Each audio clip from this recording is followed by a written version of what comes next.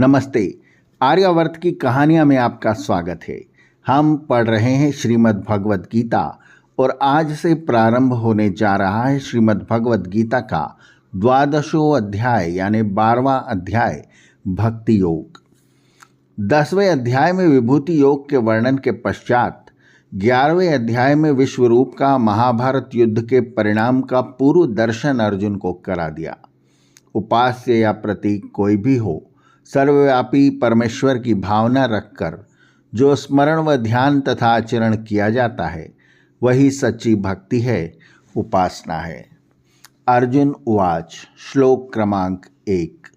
एवं सततयुक्ता ये भक्तास्त्वां पर्युपासते चे चाप्यक्षरं व्यक्तम तेषां के योगवित्तमाः। अर्जुन ने पूछा, इस प्रकार इस पूर्वोक्त प्रकार से सदा योग युक्त होकर जो भक्त तुम्हारा स्मरण और ध्यान करते हैं और जो अव्यक्त अविनाशी ब्रह्म की उपासना करते हैं, उनमें उत्तम योगवेत्ता कौन है?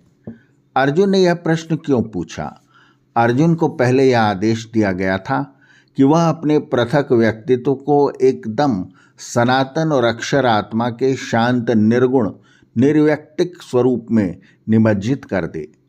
यह एक ऐसी शिक्षा थी जो कि उसकी पहले की धारणाओं से मेल खाती थी, जिससे उसके मन में कोई कठिनाई पैदा नहीं हुई। परंतु जब उसे इस महत्तम परात्पर एवं साथ में विशालतम विश्वात्मक ईश्वर का दर्शन कराया गया है और उसे यह आदेश दिया गया है कि वह उसके साथ ज्ञान, कर्म और भक्ति के द्वारा एकत्व प्राप्त करने का प्रयत्न करे, तो उसके मन में यह संदेह पैदा होता है और वह पूछता है कि इन दोनों में क्या श्रेष्ठ है। श्री भगवान वाच।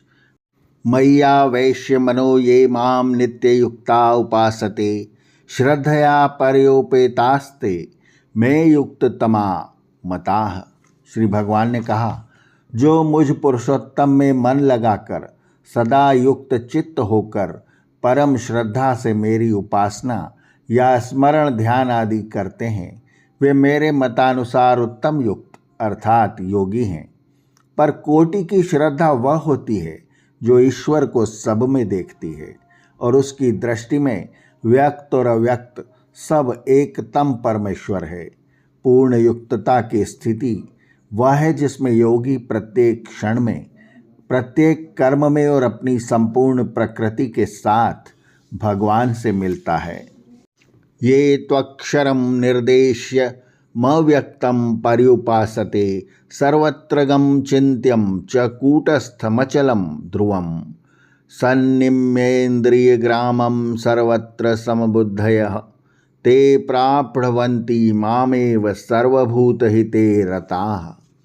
परंतु जो सर्वत्र गम यानी सर्वव्यापी, सबके मूल में रहने वाले, अत्यंत निर्विकार, अचल और ध्रुव अनिर्देश, अव्यक्त, अमूर्त, अक्षर, अविनाशी स्वरूप की उपासना करते हैं, वे भी अपनी समस्त इंद्रियों को संयत करके सर्वत्र समबुद्धि होकर समस्त प्राणियों के कल्याण के लिए शांत दयायुक्त भाव रखते हुए मुझे ही अर्थात अव्यक्त और अव्यक्त के समुदाय विराट स्वरूप मुझ पुरुषोत्तम को ही प्राप्त होते हैं।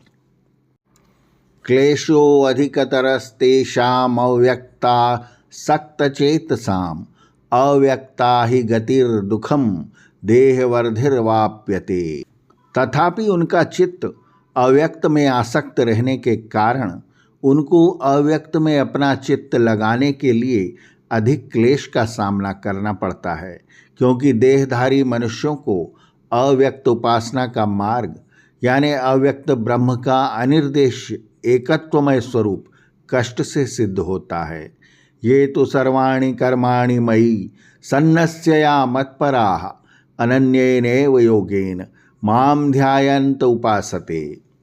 परंतु जो मुझ में ही समस्त कर्मों का संन्यास कर अर्थात नियति से जो कर्म प्राप्त हों उन्हें कर्तव्य रूप में निर्वहन कर मुझे अर्पित कर सत्परायण यानी पूर्णतया मुझ में अनुरक्त होकर अनन्य भाव से स्मरण ध्यान करते हैं या भजते हैं, तेषामहं समृद्धर्ता मृत्यु संसार सार सागरात भवामी न चिरात पार्थ मय्यावेशति चेतसाम।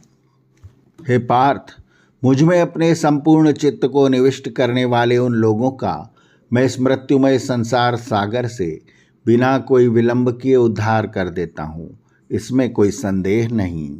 भगवान श्री कृष्ण बता रहे हैं कि वे अपने किन भक्तों का उद्धार कर देते हैं। आर्यावर्त की कहानियाँ के अगले अंक में भी जारी रहेगा श्रीमद् भगवद गीता का 12वां अध्याय भक्ति योग।